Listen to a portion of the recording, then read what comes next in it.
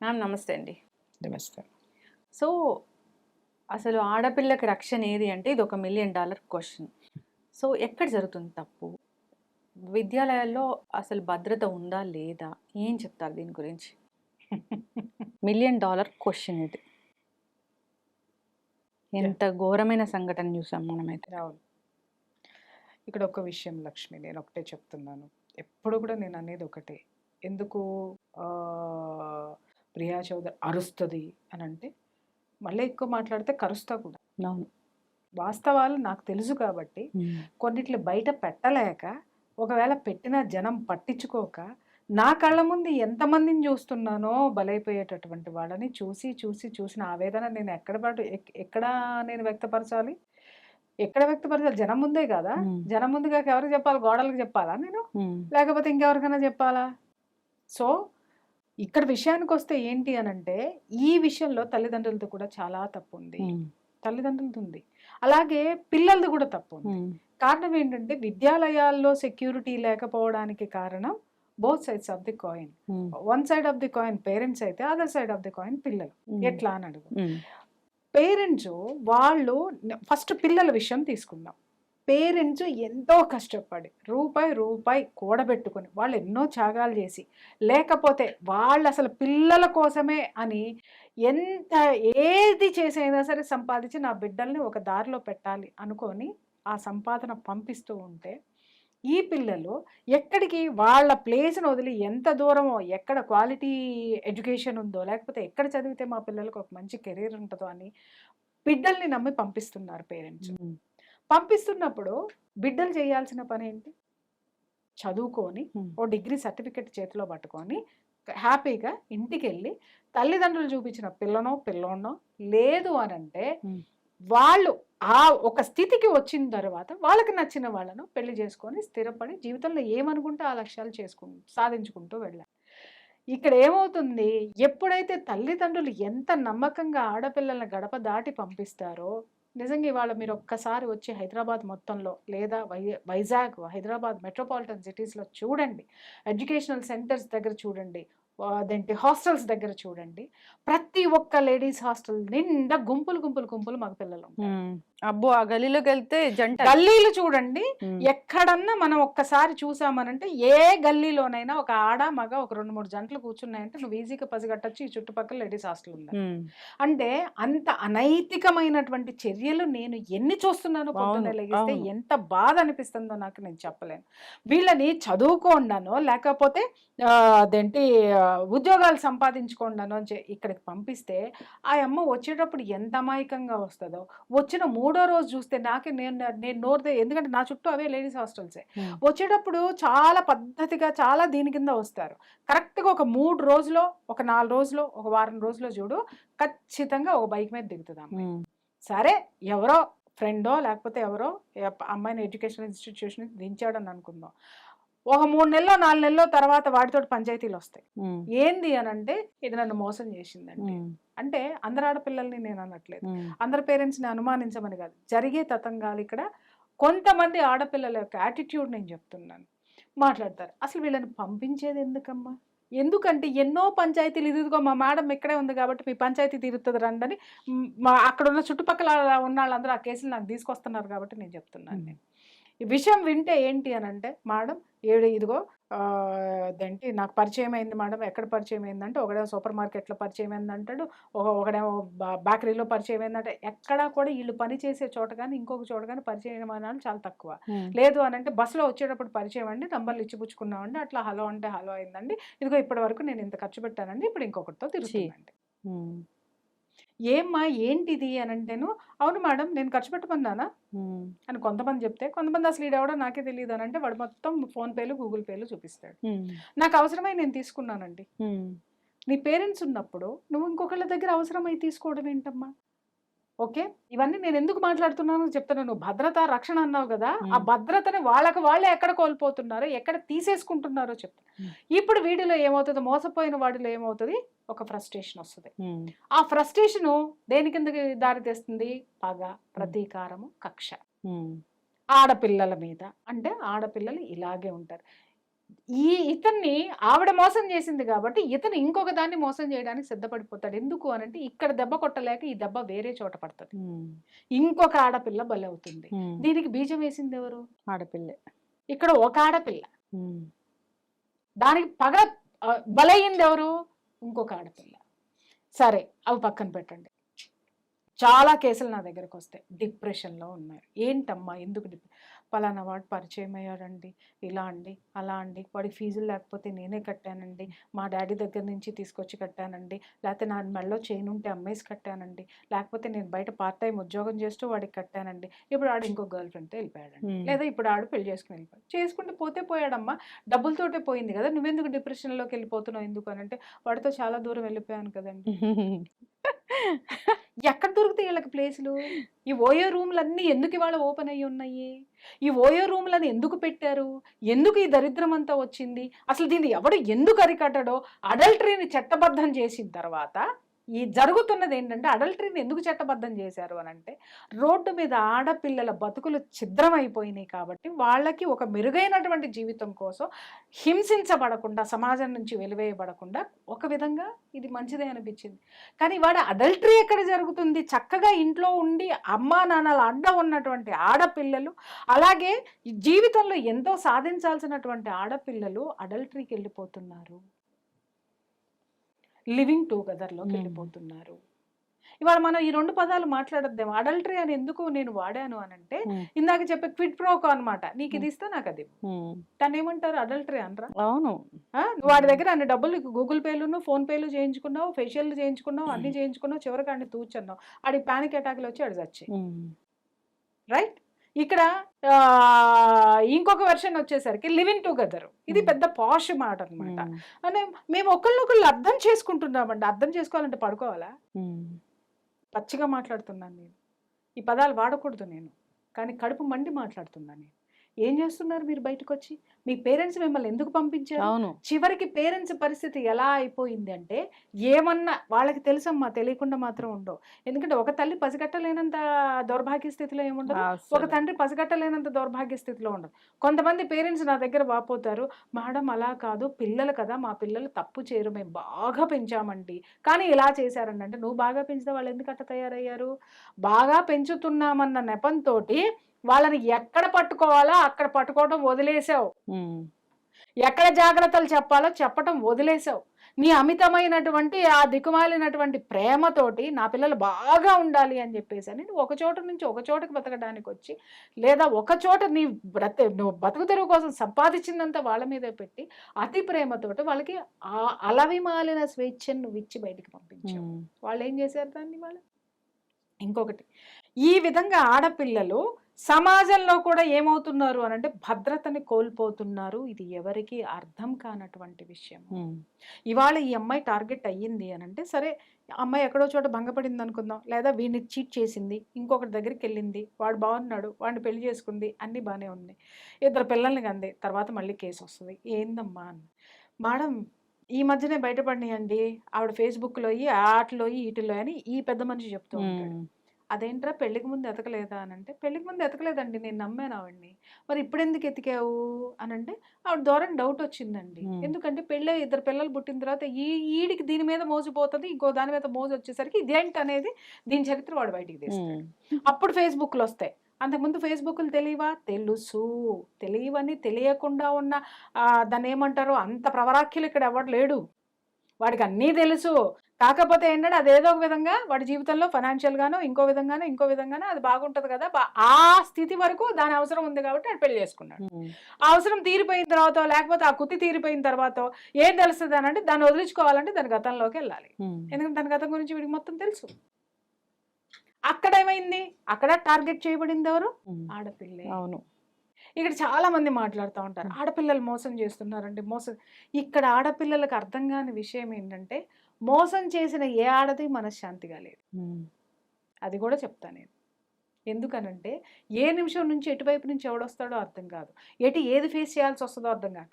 ఒక తప్పును దాచిపుచ్చుకోవడానికి అబద్ధం అబద్ధం అబద్ధం అబద్ధం అబద్ధం, చివరికి జీవితంలో తనకి తానే అబద్ధమై కూర్చున్నటువంటి ఆడపిల్లల సంఖ్య ఈరోజు ఎక్కువ ఉంది. ఇది ఆడపిల్లల వైపు ఉన్నటువంటిది. పేరెంట్స్ వైపుకి వచ్చి చూస్తే కొంతమంది ఆడపిల్లలు ఉన్నారు, పేరెంట్స్ గీసిన గీత దాటనటువంటి వాళ్ళు ఉన్నారు. అరే మా అమ్మ నాన్న మా కోసం ఇంత కష్టపడుతున్నారు, వీళ్ళ కోసం మేము చదవాలి, వీళ్ళు అనుకున్నది మేము సాధించాలి, లేదా మేము అనుకున్నది వాళ్ళు మా కోసం కష్టపడుతున్నారని బయటకు వస్తారు. బయటికి వచ్చిన తర్వాత కొంతమందికి బిడియం ఉంటుంది చాలా ఆడపిల్లల్లో. బయటికి వచ్చిన తర్వాత చదువుకునేటటువంటి ప్లేస్లోనో హాస్టల్స్లోనో లేకపోతే వీళ్ళు ఉండే చోటో వీళ్ళు ఏ విధమైనటువంటి ఇబ్బందులకి గురైనా కూడా పేరెంట్స్కి నోరు విప్పి చెప్పరు. అవును. ఫ్రెండ్స్తో చెప్పుకుంటారు. ఫ్రెండ్స్ ఎక్కడ తీరుస్తారు? ఒకటి కాకపోతే ఇంకొకటి, ఇంకొకటి కాకపోతే ఇంకొకటి. ఇక్కడ ఏం జరుగుతుందంటే పేరెంట్స్ ఇప్పుడు మనం నిన్నగాక మొన్న జరిగిన కేసులో చూసాం. అక్కడ ఏం జరిగింది? సెక్షువల్ అబ్యూస్ జరిగింది. అవునా? అలాంటివి చాలా చోట్ల జరుగుతున్నాయి. జరుగుతుంటే ఈ పిల్లలు ఏం చేస్తారు అనంటే పేరెంట్స్కి చెప్పరు. చెప్పడానికి పేరెంట్స్కి వాళ్ళకి మధ్య ఉన్న ఒక సన్నటి లేయరు వాళ్ళకి అడ్డం పెట్టేస్తుంది. ఇక్కడ ఏమవుతుంది, ఈ ప్లేస్లో కరెక్ట్గా అదే మూమెంట్లో ఎవడో ఒకటి తగులుతాడు. వాళ్ళకి చెప్పుకుంటారు, అరే వీడు నా సీనియరు, లేకపోతే ప్రొఫెసరు, లేకపోతే ఇంకో దిక్కుమాలినాడు, ఇట్లా నన్ను ఇచ్చేస్తున్నాడు అనంటే వీడు ఇమ్మీడియట్గా ఏం చేస్తాడంటే వాడి ఫ్రెండ్స్ తోట వాడికి తెలుసు దాన్ని అక్కడి నుంచి ఎలా తప్పించాలి. ఎందుకంటే వాడు మగాడే కదా, మగాడి బుద్ధి ఏంటో వాడికి అర్థమవుతుంది. కాబట్టి వాడు ఒకానొక ప్లేస్లో ఒకానొక సిచ్యుయేషన్లో వాడు హెల్ప్ చేస్తాడు. ఇంకంతే. వాడు ఎదవా చూడరు, వాడు ఎవడో చూడ్డం, వీడు నన్ను కాపాడేశాడు కాబట్టి వీడు నా హీరో నా జీవితంలో. తర్వాత ఇక్కడికి వచ్చేసరికి పేరెంట్స్ వెర్షన్కి వచ్చేసరికి ఇదేమన్నా పంచాయతీలు అయినాయి అనుకుందాం. పంచాయతీలు అయిన తర్వాత వీళ్ళు పేరెంట్స్తో చేసేటటువంటి ఆర్గ్యుమెంట్ ఏంటి అని అంటే, అమ్మ వాడు మంచివాడు కాదు, మేము ఎంక్వైరీ చేసాం, నీ దగ్గర మాత్రమే అట్లా ఉన్నాడు, వాడు నీకు సరితూగడు, ఇది ఉండదు. కానీ వాళ్ళ ఉద్దేశాలు ఇవంటి పిల్లలు ఎంత మాత్రం నమ్మరు. కారణం ఏంటి అని అంటే వాళ్ళలో ఒకటే, వాడు ఒకానొక సిచ్యుయేషన్లో ఆమెను కాపాడాడు దేవుడి కంటే ఎక్కువ.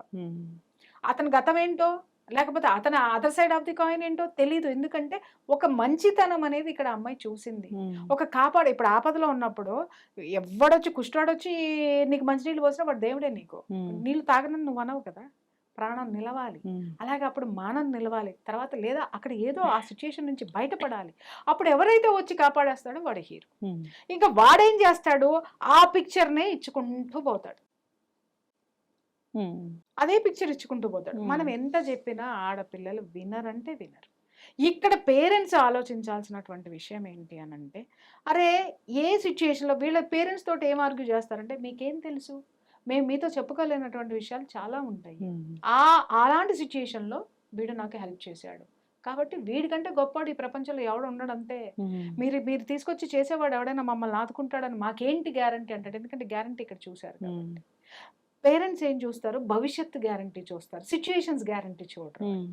భవిష్యత్తులో నా పిల్ల ఆర్థికంగా కానీ లేకపోతే ఇంకొక విధంగా కానీ ఫైనాన్షియల్ పరంగా కానీ కుటుంబ పరంగా కానీ సామాజిక పరంగా కానీ ఎంత స్ట్రాంగ్గా ఉన్న ఫ్యామిలీకి ఇస్తే ఎంత స్ట్రాంగ్గా ఉంటుంది అనేటటువంటి స్థితిగతుల్ని వీళ్ళు చూస్తారు. వాళ్ళేంటి పాస్ట్లో వాడు ఏమి ఆదుకున్నాడో దాన్నే భవిష్యత్తుకి నడిపిద్దామని చూస్తారు. ఎప్పటికప్పుడు ఇలాంటి వ్యవహారాలు మీ జీవితంలోకి రావు. హీరోలాగా అతను వచ్చి కాపాడను. ఒకే ఒక ఇన్సిడెంట్స్ వాళ్ళని వీళ్ళని అటాచ్ చేసి అవతల పడేస్తాయి. ఇదే పిల్లలు, ఇలాంటి పిల్లలు ఏం చేస్తారు, సరే ఎవరు రాలేదు, ఎవరు కాపాడే వాళ్ళు ఎవరు లేరు, చేతులు ఎత్తేసారు. ఆ టైంలోనైనా సరే పేరెంట్స్కి చెబుతారా అని అంటే చెప్పరు. అటు పేరెంట్స్కి చెబితే ఏంటి అంటే, అమ్మో నా మీద ఇంత డబ్బు ఖర్చు పెట్టారు, మా పేరెంట్స్ నేనంటే చాలా ఇది అవుతున్నారు, ఇప్పుడు నేను ఏదన్నా చేస్తే చదువు ఆపిచ్చేసి తీసుకెళ్ళిపోతారు, ఇప్పుడు నా కెరీర్ ఏమైపోతుంది, అలాగే నా పేరెంట్స్ని జనం ఏమనుకుంటారు అంటే బంధువులు ఏమనుకుంటారు, సమాజం ఏమనుకుంటుంది, నేను వెళ్ళిపోతే ఏం ఫీల్ అవుతారో అని చెప్పేసి కుమిలి ఏడ్చి డిప్రెషన్లోకి వెళ్ళిపోయి ఎటూ కాకుండా అయిపోయి నలిగిపోయేటటువంటి ఆడపిల్లల సంఖ్య కొంత ఉంది. కొంతమంది ఆడపిల్లలు పేరెంట్స్కి చెప్పలేక లోపల దాచుకోలేక, అలాగే పేరెంట్స్ వైపు other side of the parents coin వైపుకి మనం వస్తే, వాళ్ళు ఒకవేళ పిల్లలు ఎప్పుడైనా చెప్పారు అనుకుందాం, అమ్మ ఇట్లా ప్రొఫెసర్ ఉన్నాడు వాడు సతాయిస్తున్నాడు, వీళ్ళు ఏం చేస్తారంటే డీప్గా వెళ్ళి చెప్పరు, పేరెంట్స్ హర్ట్ అవుతారు. వాడితో తలకాయ నొప్పి ఉందమ్మా అనంటే ఎమ్మటే అవునా అట్లా ఉందా, సరే వేరే ఎవరైనా ఉన్నారేమో వాళ్ళతో చెప్పు, వాళ్ళతో జాగ్రత్తగా ఉండు, ఇంకెంతలేమ్మా 2 సంవత్సరాలే కదా, ఇంకెంతలేమ్మా 6 నెలలే కదా, ఇంకెంతలేమ్మా 4 సంవత్సరాలే కదా, అయ్యో ఇంత కట్టావే, ఇయన్నీ దండగైపోతాయి, ఎటాగొట్టా ఏదో ఒకటి ఉంటది కదా! చూసుకో, ఓర్చుకో. ఇలాంటివి చెప్పేటటువంటి పేరెంట్స్ సంఖ్య కూడా చాలా ఎక్కువ. అవును. అంటే వాళ్ళకి కనిపిచ్చేదేంటి? సరే ఆ పిల్ల మళ్ళీ చెప్పాలంటే ఫస్ట్ టైమ్ ఏమో ఓర్చుకో, లేకపోతే సాధ్యమైనంత బయటపడు. రెండోసారి చెప్పామనుకోండి, రెండోసారి చెప్పిన తర్వాత నువ్వు జాగ్రత్తగా ఉండు. మూడోసారి చెప్పేసరికి వాళ్ళ సహనం చచ్చిపోయి పేరెంట్సు డబ్బులు ఇంత ఫీజులు కట్టాము. ఆ కాలేజ్‌లో సీట్ రావడం చాలా కష్టము. లేదా నీకింత ఖర్చు పెడుతున్నాము. అయి అమ్మేసాము, ఇయి అమ్మేసాం. మిమ్మల్ని అమ్మేసి కట్టమందా మీ అమ్మాయి? మీ ప్రెస్టేజ్ కోసము, మీ దీని కోసము ఖర్చులు పెట్టుకుంటూ, చేసుకుంటూ మీ పిల్లల్ని ఎందుకు బలి చేస్తున్నారు మీరు? అవును. అనేసరికి ఆ అమ్మాయి నోటికి తాళం పడిపోద్ది. ఇక్కడ 2 రకాలు చెప్పాను. ఏంటి? కొంతమంది ఆడపిల్లలు గొంతు విప్పి పేరెంట్స్‌కి చెప్పలేరు. అవును. చెబితే ఏం జరుగుతదో? పేరెంట్స్‌కి చెడ్డ పేరొస్తదా? లేకపోతే పేరెంట్స్ మిగిలిన దీంట్లో లేదా పేరెంట్స్ ఎలా రిసీవ్ చేసుకుంటారో? నాదే తప్పనంటారా? ఇలా రకరకాలుగా ఆలోచించేటటువంటి ఆడపిల్లలు, ఇలా ఇంట్లో చెప్పినా గూడా బోలెడంత డబ్బు కట్టామనో, లేతే ఓర్చుకో అని చెప్పటమో, లేపోతే అట్లా కాదులే నువ్వే పొరపడ్డా ఏదో ఎందుకంటే they don't have any knowledge. Parents అస్సలు నాలెడ్జ్ ఉండదు. ఎందుకంటే వాళ్ళు దాంట్లో స్టూడెంట్స్ కాదు. భరించే వాళ్ళకే తెలుస్తది. అది కాలేజ్ అయినా, జూనియర్ కాలేజ్ అవని, లేకపోతే ఇంకొక చోటని మెడికల్ కాలేజ్ అవని, ఏదైనా సరే అవని ఎడ్యుకేషనల్ ఇన్‌స్టిట్యూషన్స్‌లో ఇలాంటివి జరిగినప్పుడు ఈ ఈ సంఘటనలన్నీ చూసిన తర్వాత నాకున్నదేంటి అనంటే, ఇలాంటి పిల్లలేమో కొని తెచ్చుకుంటున్నారు సమాజం నుంచి. ఏది first time first coin of children చూస్తే. Other side of the coin చెప్పలేనటువంటి పిల్లలు, చెప్పినా పట్టించుకోనటువంటి పేరెంట్సు, అవగాహన లేనటువంటి పేరెంట్స్ మధ్య నలిగిపోతే వన్ డే దాంట్లో ఉన్నటువంటి ఈ పర్సెంటేజ్ ఆఫ్ ఆడపిల్లలు సూసైడ్‌లు చేసుకుంటారు. ఎందుకు మెడికల్ కాలేజ్‌లో ఆడపిల్లలు సూసైడ్ చేసుకుంటారు? అవును. ఎందుకు ఇంజినీరింగ్ కాలేజ్‌లో, హాస్టల్స్‌లో ఎస్పెషల్లీ హాస్టల్స్‌లో ఉన్న ఆడపిల్లలు సూసైడ్ చేసుకుంటారు? జూనియర్ కాలేజీల్లో ఉన్న ఆడపిల్లలు ఎందుకు సూసైడ్‌లు చేసుకుంటారు? అన్ని సూసైడ్‌లకి కారణం ఏంటి అనంటే లవ్ ఫెయిల్యూరు. ఇదొక్కటి చెప్పేస్తారు. లేదు ఆ అమ్మాయి చదువు ఒత్తిడి తట్టుకోలేక కాదు. Other side of the coin చాలా ఉంటాయి. లైంగిక వేధింపులు కావచ్చు, వాళ్ళు అడిగినంత జీతం ప ప అడిగినంత ఫీజులు వీళ్ళు కట్టలేక పోస్ట్‌పోన్ అవ్వడం కావచ్చు, లేదా అటువైపు నుంచి తోటి విద్యార్థుల నుంచి లైంగిక వేధింపులు కావచ్చు, లేదా తోటి ఆడపిల్లల నుంచి కూడా వీళ్ళకి లైంగిక వేధింపులతో పాటు ఇంకా నానా రకాలైనటువంటి ఈర్ష్య, అసూయ, ద్వేషాలతో కూడినటువంటి దాన్నేమంటారు ర్యాగింగ్ కావచ్చు. ఇవన్నీ ఎన్నో కారణాలు ఆడపిల్లలో గడప దాటినటువంటి ఆడపిల్ల జీవితాల్లో ఉన్నాయమ్మ. సో, ఇవాళ చట్టాలన్నిటికీ చట్టాలున్నాయి. కానీ చట్టం ఏంటి అనేదే పిల్లలకి తెలీదు. ఇవాళ విద్యాలయాల్లో 2 సబ్జెక్టులు కంపల్సరీగా ఉండాలి. ఒకటి ఆడపిల్ల రక్షణకి సంబంధించినటువంటి చట్టాలేమున్నాయనేటటువంటి సబ్జెక్ట్ ఖచ్చితంగా ఉండాలి. అది ఆడపిల్లకి కనీసం ఊహ తెలిసినప్పటి నుంచి చెప్పుకుంటూ రావాల్సింది. రెండోదేంటి అనంటే సోషల్ రెస్పెక్ట్. సమాజానికి ఎలా గౌరవం ఇవ్వాలి, సమాజంలో ఉన్న మనుషులకి ఎలా గౌరవం ఇవ్వాలి, వాళ్ళు ఎలా మలుచుకోవాలి, పక్కవాడితో ఎలా ఉండాలి, అలాగే మగపిల్లలకి ఆడపిల్లలతో ఎలా మసలాలి, ఎలాంటి సిచ్యుయేషన్స్ ఉంటాయి, వాళ్ళకి ఎలా గౌరవాన్ని ఇవ్వాలి, గౌరవం ఎలా పుచ్చుకోవాలి అనేటటువంటి నాలెడ్జ్కి సంబంధించిన సబ్జెక్టు ఖచ్చితంగా విద్యాలయాల్లో ఉండాలి. మగపిల్లల ఆడపిల్లల పట్ల రెస్పెక్ట్ ఉండాలి, సమాజం పట్ల రెస్పెక్ట్ ఉండాలి. అది రేకే కదా ఈరోజు ఇవన్నీ జరుగుతున్నాయి. అలాగే ఆడపిల్లలకు కూడా ఉండాలి ఏంటంటే ఆవిడకున్నటువంటి లాలో, ఆవిడకున్నటువంటి చట్టంలో ఆవిడకున్నటువంటి రక్షణ ఏముంది, ఆవిడకున్నటువంటి ప్రొటెక్షన్‌కి సంబంధించినటువంటి ఆ సెక్షన్స్ ఏమున్నాయి, వాటి పట్ల అవగాహన పూర్తిగా ఉండాలి. లేదు ఈ సబ్జెక్టులు ఎవరూ పెట్టలేదు, మగపిల్లలకి ఇంటి దగ్గర తల్లిదండ్రులు చెప్పాలి. అరే నువ్వు బయటికెళ్తున్నావు, ఆడపిల్లని కన్నెత్తి చూస్తే కొడక కళ్ళు పీకేస్తానని ఆ తండ్రి చెప్పాలి. ఆడపిల్లని ఏడిపించావంటే విషం పెట్టి చంపేస్తానని ఆ అమ్మ చెప్పాలి.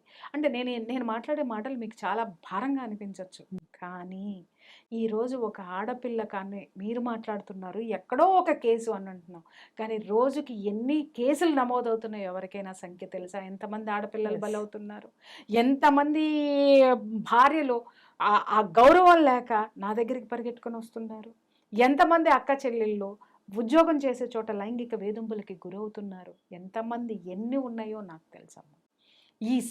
అందుకే మాట్లాడుతున్నాను. అరే ఎవరు జోలికన్నా వెళ్ళామంటే సంపేస్తా అనేటటువంటి భయం ఎక్కడి నుంచి పుట్టాలి? ఇంటి నుంచే పుట్టాలి. ఎస్. అప్పుడు వాడేం చేస్తాడు, చిన్నప్పటి నుంచి ఒరేయ్ నాకు ఇంటికెళ్తే అన్నం దొరకదు, నాకు ఇంటికెళ్తే మా నాన్న బెల్ట్ తీస్తాడు, ఇంకేమన్నా ఎక్కువ చేస్తే మా అమ్మ ఆల్రెడీ నన్ను చంపేస్తానని వార్నింగ్ ఇచ్చింది, అమ్మో నా ఇంట్లో నాకు ప్లేస్ ఉండదు అనేటటువంటి ఫీలింగ్ని గనక మీరు ఒక మగపిల్లవాడిలో తీసుకురాగలిగితే ఈ తల్లిదండ్రులు, మగపిల్లాడు అనగానే ఇలా కొమ్ములు వచ్చేసినట్టు పెంచుతున్నారు ఇవాళ. ఇది నేను ఒక్కటే చెప్తున్నాను కదా, ఎవరిని తయారు చేస్తున్నారు మీరు తెలుసా? ఎవరిని తయారు చేస్తున్నారు? ఈ సమాజంలో ఒక హంతకుడిని తయారు చేస్తున్నారు, ఒక రేపిస్ట్ని తయారు చేస్తున్నారు, ఇంకా ఎక్కువ మాటల ఒక మర్డరర్ని తయారు చేస్తున్నారు మీరు. ఎస్. ఇవన్నీ కూడా నేను చెప్తున్నాను కదా, ఒక కారణం కాదు తల్లి. భద్రత ఏది ఉంది అంటే చట్టంలో ఎందుకు లేవు? చట్టం ఎవడన్నా చదివాడా? న్యాయశాస్త్రం ఎవడన్నా చదివాడా? ఆడపిల్లకు ఉన్నటువంటి రక్షణ ఏముంది? న్యాయస్థానాల్లో ఎలాంటి రక్షణలు ఉన్నాయి? ఈ సమాజంలో బ్రతకడానికి న్యాయస్థానం ఎలాంటి రక్షణ కల్పించింది? చట్టంలో ఏమున్నాయి? చదువుకున్నారా? ఏ పేరెంట్స్ అయినా పేరెంట్స్కి తెలియదు, పిల్లలకి తెలియదు, పక్కింటాడికి తెలియదు, బాస్కి తెలియదు, ఎవడికి తెలియదు, ఎవడ పని ఆడు చేసుకుంటూ పోతా ఉన్నాడు. ఎస్. ఎప్పుడు మనం ఇట్లా వెనకమాల పడుతున్నామంటే మనకి ఏదో ఒక కేసు సంచలనమైనప్పుడు మాత్రమే దీని గురించి ఒక 10 నిమిషాలు మాట్లాడుకుని వదిలేస్తున్నాగా. నిత్యం దీని మీద డిస్కషన్లు పెట్టేటటువంటి ఛానల్స్ ఎన్ని ఉన్నాయి? నిత్యం దీని మీద మాట్లాడేటటువంటి బాధ్యతాయుతమైనటువంటి వాళ్ళు ఉన్నారు, లేరని నేను అనట్లా, కానీ వాళ్ళ గొంతుకలు సరిపోవడం లేదే. కొందరైతే కంటెంట్ చేస్తారు, ఆడపిల్లల మీద నానా మాటలు అంటూ చేస్తారు, ఆడపిల్లల్ని నానా రకాలుగా అనిపిస్తూ ఇప్పుడు చేస్తారు. అందాకెందుకమ్మా, నిన్న నిన్న నిన్న నిన్న కలకత్తాలో జరిగిన ఇష్యూ మీద ఒక్కసారి సోషల్ మీడియాలో కొంతమంది మగపిల్లలు పెట్టిన పోస్టులు చూడండి, ఒక్కొక్కడిది కత్తిరించి కుమ్మి వాళ్ళ అమ్మా నాన్న ముందే వాడి ముఖం మీద ఉమ్ము ఇయ్యాలన్నంత కసి వచ్చింది నాకైతే మాత్రం.